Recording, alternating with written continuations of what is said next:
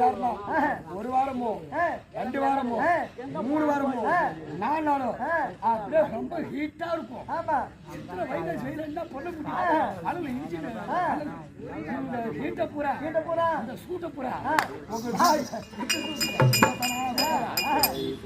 Driver என்ன பண்ணுவாங்க, ஒரு நாள் கூட விட்டே தர மாட்டாங்க. அந்த கண்டக்டர் நாம சும்மா அந்த கீரை போட்டு ஆட்டிட்டு போறோம். அவங்க முகமாக கண்ணாடி அந்த கண்ணாடி பார்த்து இப்படி திருப்பாரு